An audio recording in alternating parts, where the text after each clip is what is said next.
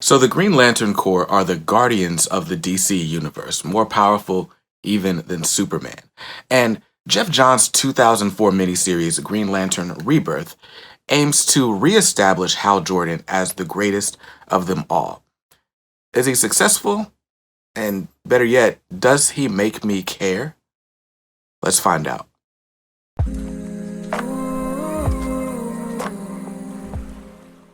What's up, guys? BJ Kicks here. I buy comic books, I read them, and I review them, and you get to see it all on this channel. So if you're new here and you're interested in that type of content, hit the subscribe button, then hit that bell icon so that you're notified whenever I post new content. Now, this is my first retro review, and basically what I've got going on is I got into comics about a year and a half ago, and when you do, of course, you might get some new stuff, and it's okay, that's cool, but I want to know what happened before, and that's how I am. So I just decided to go get every story that people have recommended to me over the years, and unfortunately, sometimes instead of just buying a story, reading it before you decide, okay, do I want more of this or less of this, whatever, right? You just buy something and say, okay, what's left? What else is there that I need to buy? And so what you end up with, in my case, is a room full of comic books, and about 70% of them are completely unread. And one of those books is, or was until yesterday, Green Lantern Rebirth. Now, my good friend Keith, we shop at the same LCS, we're in a few Facebook groups together. He was like, look, if you're trying to get into Hal Jordan or the Green Lanterns, then you need to start with Green Lantern Rebirth. It's really going to show you everything that's great about Hal Jordan. And so I'm like, all right, cool. Now, I have to admit my bias against Hal Jordan in the past. And it's not just Hal Jordan, but a lot of superhero characters, right? My issue is that I tend to be more of a street level reader. My favorite character is Batman, because Batman's fighting real criminals on the streets of Gotham. He's fighting, rogue police officers, maybe even rogue agents in the government, mob bosses, things that are believable, right? As much as it's fiction and it's a comic book and it's all ridiculous, I can far easier imagine some guy like Carmine Falcone existing in the real world than I can Mongol, from the Superman books. So it's difficult for me to get into a story if it just feels so far detached from reality. And that's what you see with characters like Superman, or with like Hal Jordan, right? They're fighting monsters or fighting things from who knows where, right? And it's like, what is this? It's the reason, even though I've got a Yoda back here, I wasn't a Star Wars fan until very recently, like when the last trilogy came out. And that's just because I forced myself to watch the movies back to back to back and see what was so great about them. And I was able to see the religious parallels. And I was like, that was something I could latch on to. That's something that's like based on real life that I can connect with, and that helps me get into the rest of the story, no matter how fantastical it may be. So that's where we are. So in the past, I've not given Hal Jordan a fair shake. I still have not found a Superman book that I can actually get through. There's just that's the holdup for me. Now, on the flip side, I love Jon Stewart's depiction in the Justice League animated series, and even in the current Justice League title, Jon Stewart is the Green Lantern representative on the Justice League. And I love that he's got a military background, that he's an architect, and that he's really just very poised. He's very measured, and he, a lot of times in the current Justice League title, is going toe-to-toe with Batman, saying, look, this isn't the best decision right now. We need to do this. So I love that he asserts himself, and he's good. He's really cool. On the other side of that, there's Far Sector, which I'm reading right now. And it's a current maxi series. I think we're on issue 8 out of 12.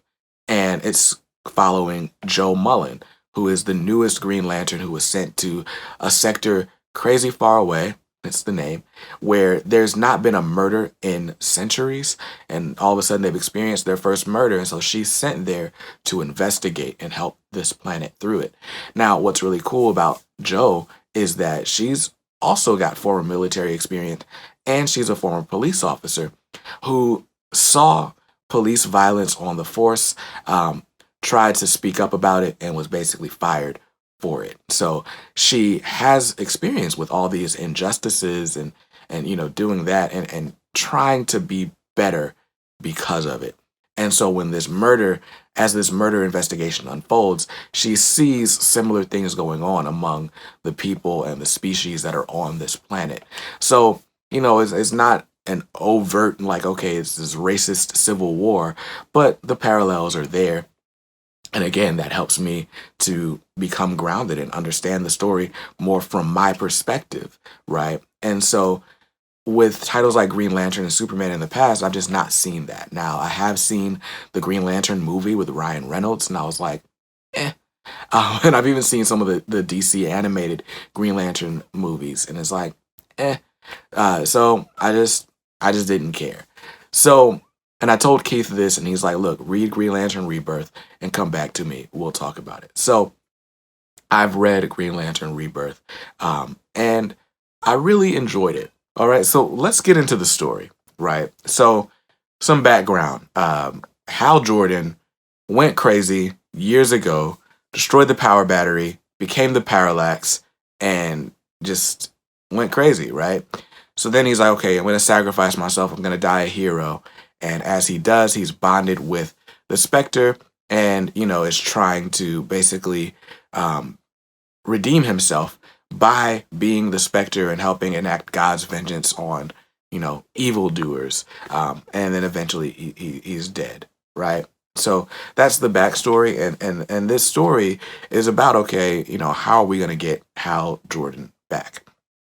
So it opens with Kyle Rayner basically kind of crash landing on Earth, muttering some gibberish about how Parallax is coming and it has a name and all this stuff, right? And it's like, okay, that's weird, right? And we cut to, we also cut to the Air Force Base where I believe Carol is her name, Hal Jordan's ex-girlfriend, basically comes to find the airfield just like all put back together. And it's like, okay, that's weird, right? And we later find out that all of Coast City is back, with the exception, all the buildings in Coast City are not back, but the city, the roads, everything is back. And the one building that is standing actually is Hal Jordan's old apartment building, which leads the Justice League to be suspicious. By the Justice League, I mean Batman, because he is just hell-bent on making sure that Hal is still the bad guy. But anyway, we'll get to that later. So we really open the story. It really starts in earnest with John Stewart and Guy Gardner, who have invited the Green Lantern, Hal Jordan, to a baseball game, trying to help him, experience, real life events again. And he's like, look, I haven't done anything like this in years. But we quickly find out that Hal can't be Hal, right? He can't just enjoy himself anymore, because he's still, bound to the spirit, the Spectre, right? And so people are coming up to him, confessing all their sins, and then the Spectre's like, hey, we got to go do this thing. We got to, so Hal just has to go, right? And then we cut to Oliver Queen, the Green Arrow's apartment. And in the apartment, what's going on is basically Green Arrow is being robbed by the Black Hand, who is trying to steal the backup Green Lantern ring that Hal Jordan gave to the Green Arrow and said, in case of emergency, use this, right? So as Oliver's trying to stop him, he's met by Hal, who, we would think is there, as Hal, the Green Lantern, but no, he's there as Hal, the Spectre. And so some crazy stuff goes on. Basically, he turns the Black Hand's hand into a lump of coal, because, it's black. And then he's like, look, he explains to, his good friend Green Arrow, look, I'm losing control. I'm not able to focus. I can't be me anymore. Something's wrong. And kind of disappears, right? So now Oliver's like, okay, something's going on. I think it's time for me to use this ring that he said I need to use. So now we cut back to John Stewart and Guy Gardner, who are now at this bar that Guy Gardner owns. Now, it's important to mention Guy Gardner is no longer a Green Lantern, because people didn't like him as the Green Lantern, but they liked him doing something. So he became like this character, I think, called the Warrior, where I don't know. He's like, he basically got bonded with some kind of alien life force and whatever. So while John Stewart and and Guy Gardner are waiting for Hal to arrive, they're going back and forth about, why they liked Hal or not. Right. And so John Stewart's like, look, Hal was the best of all of us. Like, I knew if I was in battle and Hal Jordan was next to me, we're going to come out victorious no matter what the threat is. And Guy Gardner, in typical Guy Gardner fashion, is like, whatever, man. I'm better than Hal. I'm better than the Corps. I'm so glad I'm not a member of the Corps anymore. And I'm just this pure, strong alien being thing that I am. Forget the Corps. Right. And so anyway, we go back to this bar, and it turns out Guy Gardner, who built the bar, has built it as almost like a Planet Hollywood style restaurant where it's got like a tribute to the Green Lanterns. And so that's all there. All of a sudden, we don't know what's going on, but of course we do know that Guy Gardner has a yellow power ring.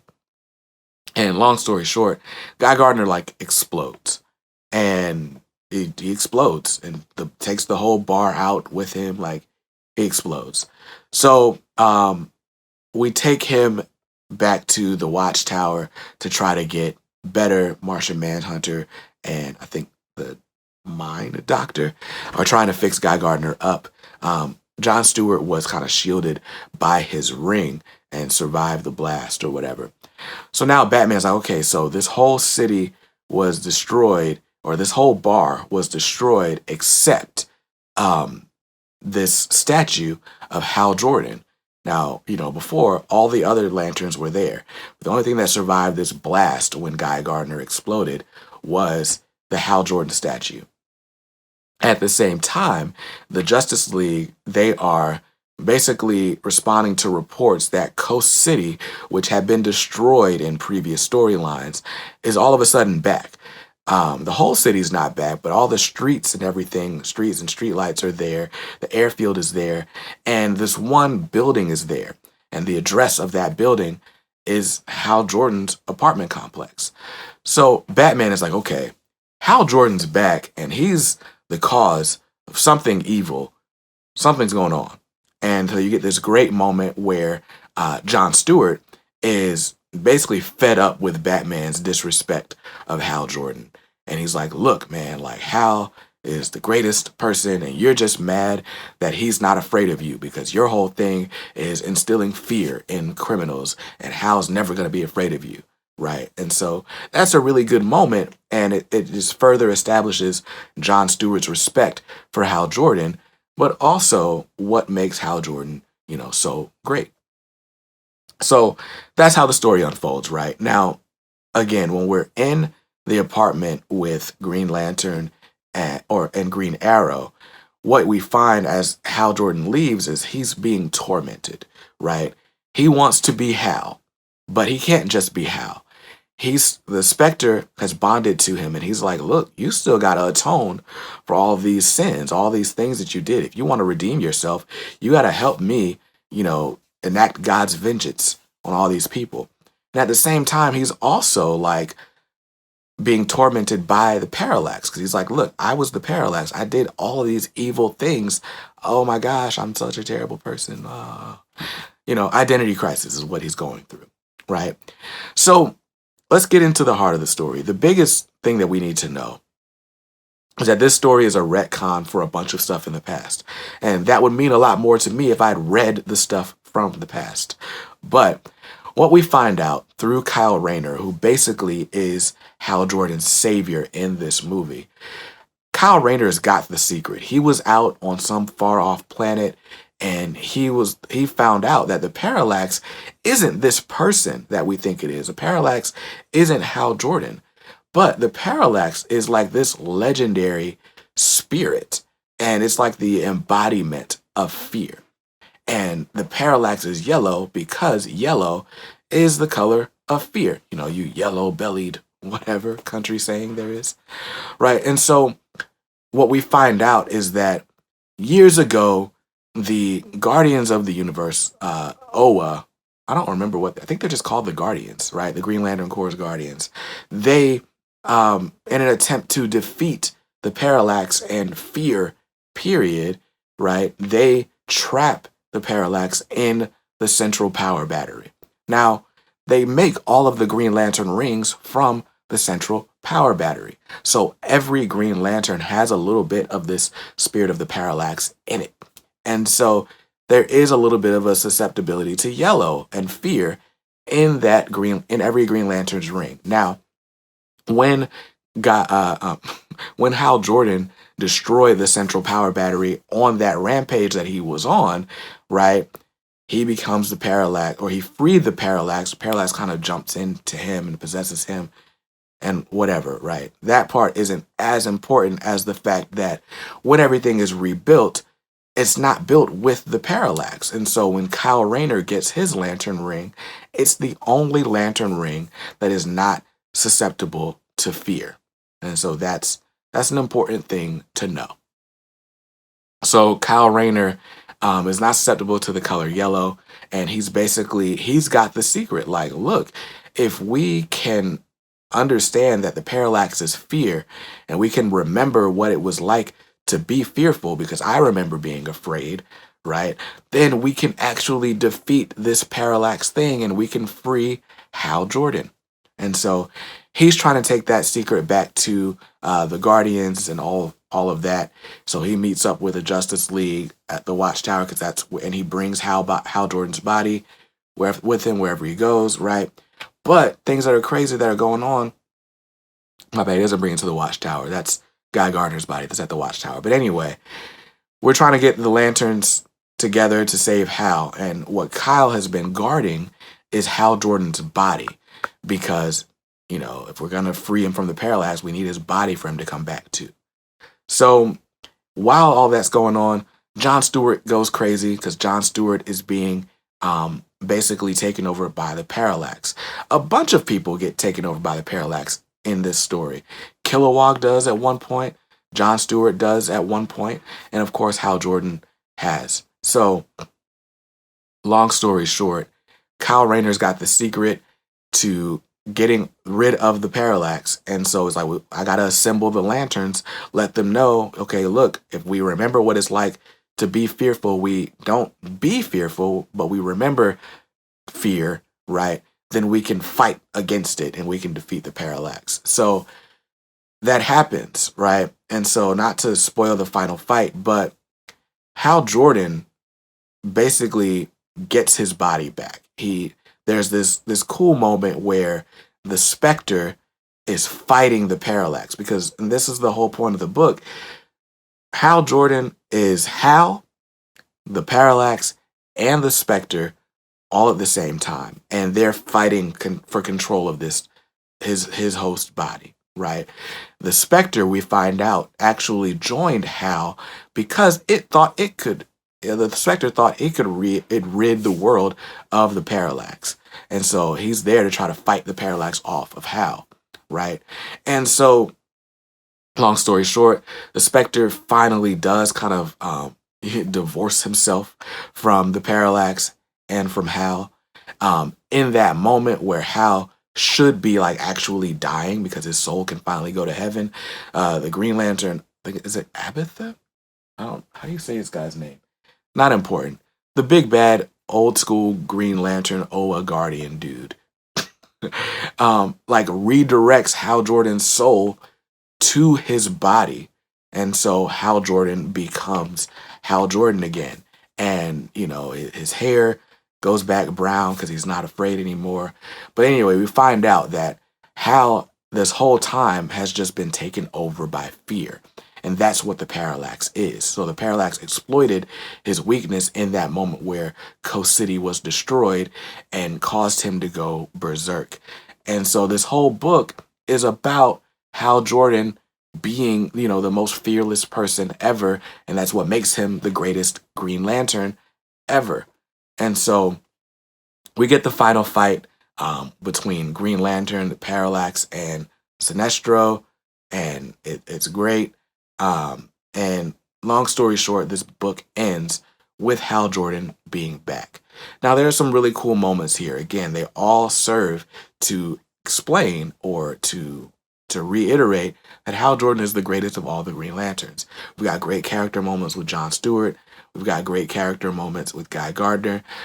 We've even got a moment where Kyle Rayner is like, look, I'm not like all these other Lanterns. And Hal kind of reaffirms him like, yeah, you are. What do you think you've been doing this whole time?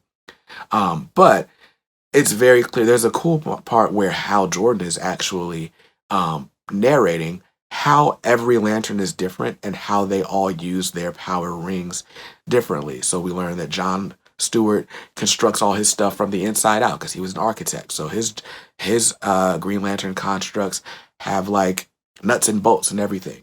Kyle Rayner was an artist, so he like sketches and then brings it more and more into reality through there. Kilowog is just like a big freaking battering ram. And Hal Jordan, his biggest thing is I want to be precise. I want to do exactly what needs to be done when it needs to be done. So that's really cool. We learn a lot more about the Corps and what makes them all unique. And that's going to be cool because there is a Green Lantern Corps series that comes way later that I haven't read. But now that I've read this, I kind of want to get into it. So overall, what do I think? I think the story was good. The story did not necessarily make me a Hal Jordan fan, but it certainly made me understand why everyone else is.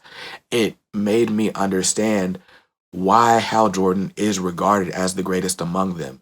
Now, whether I feel that way personally or not doesn't matter because it is established in canon that every character that could feel a way about Green Lantern feels that he is the greatest among them. So, Hal Jordan is that dude, right? And this book is basically fan service to that idea. If you were a Hal Jordan fan, you will love this book.